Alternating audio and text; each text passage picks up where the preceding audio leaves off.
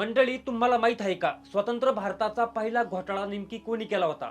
आज जेव्हा आपण हजारो कोटींच्या घोटाळ्यांच्या बातम्या ऐकतो, तेव्हा आपल्यापैकी अनेकांना असं वाटतं की हे सगळं आत्ताच्या काळात किंवा गेल्या 20 ते 30 वर्षात सुरू झालं असेल. पण सत्य काहीतरी वेगळंच आहे.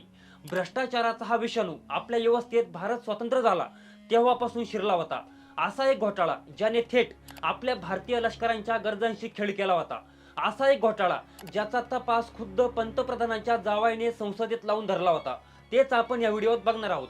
नमस्कार मंडळी, मी विठ्ठल, तुम्ही बघताय वेद.com. ही गोष्ट आहे 1948 ची, जेव्हा भारत नुकताच स्वतंत्र झाला होता आणि पाकिस्तान सोबत युद्ध सुरू होतं. या युद्ध काळातच देशाच्या तिजोरीला पहिला मोठा सुरुंग लागला होता, ज्याला आपण जीप घोटाळा म्हणून ओळखतो. या पहिल्या घोटाळ्याचे मुख्य सूत्रधार होते व्ही.के. कृष्ण मेनन. ते त्यावेळीचे ब्रिटन भारताचे हाय कमिशनर होते. भारत पाकिस्तान फाळणीनंतरच्या अस्थिर परिस्थितीत भारतीय लष्कराला तातडीने जीप गाड्यांची गरज होती. मेनन यांनी ही गरज ओळखून लंडनमधील एका अशा कंपनीशी करार केला, जिचं भांडवल आणि अनुभव दोन्ही नगण्य होते. कोणतेही नियम न पाळता, कोणतीही खातरजमा न करता तब्बल 80 लाख रुपयांचा करार केला. करारानुसार 2000 नवीन जीप गाड्या मिळणं अपेक्षित होतं, पण जेव्हा जहाजातून गाड्या भारतात आल्या तेव्हा अख्खं सैन्य दल हादरून गेलं. 2000 गाड्यांऐवजी फक्त 155 गाड्या आल्या होत्या, आणि त्याही नवीन नव्हत्या, तर दुसऱ्या महायुद्धात वापरलेल्या जुन्या आणि भंगार अवस्थेतल्या होत्या. लष्कराने त्या गाड्या चालून पाहिल्या तेव्हा त्या रणगावर नेण्याच्या लायकीच्या नव्हत्या. हा स्वतंत्र भारताच्या पाठीत गुपसलेला पहिला खंजीर होता. त्यानंतर जीप घोटाळ्याची चर्चा शमतेनं शमतेतोच 1957 मध्ये एक अशा घोटाळ्याचा स्फोट झाला, ज्याने संसदेपासून ते थेट सामान्य माणसांच्या खिशापर्यंत सर्वांना हादरून सोडलं. जेव्हा आपला देश नुकताच स्वतंत्र झाला होता, तेव्हा एक चतुर व्यापाऱ्याने भारतीय लोकशाहीच्या सर्वात मोठ्या संस्थेला, अर्थात LICला असं काही हाताशी धरलं की अख्ख्या देशाला घाम फुटला.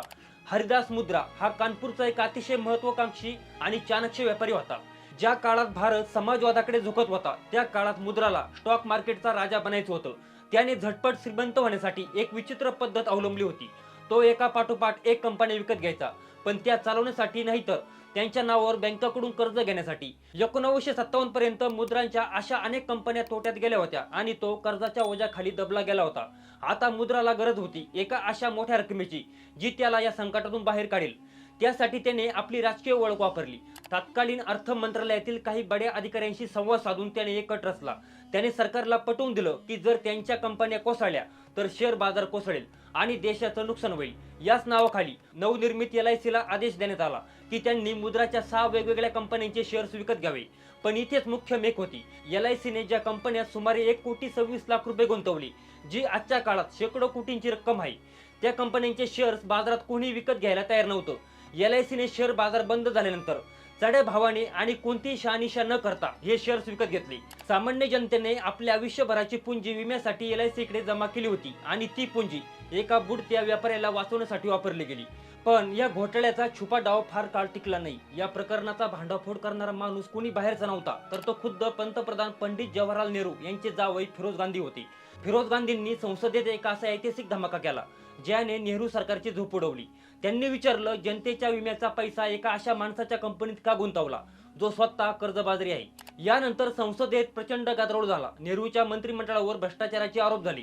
या प्रकरणाच्या चौकशीसाठी न्यायमूर्ती MC छागला यांची एक सदस्यीय समिती नेमण्यात आली. भारताच्या इतिहासात पहिल्यांदाच एका घोटाळ्याची सुनावणी सार्वजनिक करण्यात आली. हजारो लोक ही सुनावणी ऐकण्यासाठी रेडिओला चिटकून बसायचे. सुनावणी दरम्यान धक्कादायक खुलासे झाले. तत्कालीन अर्थमंत्री TT कृष्णमाचारी यांनी सुरुवातीला आपल्याला काहीच माहीत नसल्याचं सांगितलं, पण न्यायमूर्ती छागला यांनी जेव्हा पुराव्याची साखळी जोडली, तेव्हा अर्थ मंत्रालयाचा आणि LICच्या अधिकाऱ्यांचा थेट संबंध उघड झाला.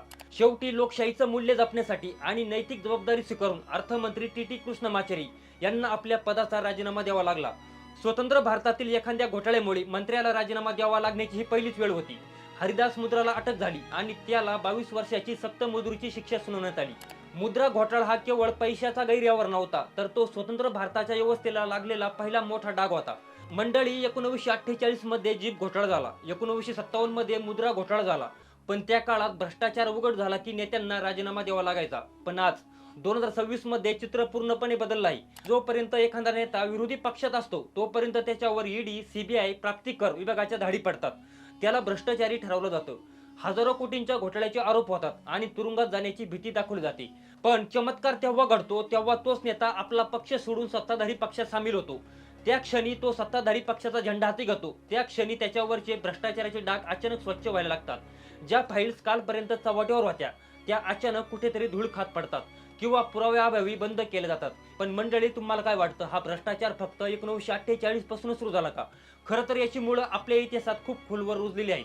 आज आपण ज्याला सिस्टीम मधला दोष म्हणतो त्याबद्दल आचार्य चाणक्यांनी 2300 वर्षापूर्वीच आपल्या अर्थशास्त्र ग्रंथात धोक्याचा इशारा दिला होता.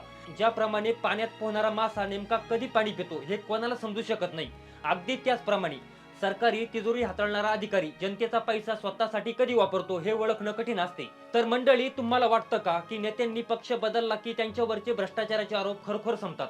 आणि सर्वात महत्त्वाचं, तुमच्या मते भारतातील आजवरचा सर्वात मोठा घोटाळा कोणता? हे कमेंट मध्ये नक्की सांगा. आणि हा व्हिडिओ माहितीपूर्ण वाटला असेल तर ही माहिती लोकांपर्यंत पोहोचवण्यासाठी शेअर नक्की करा.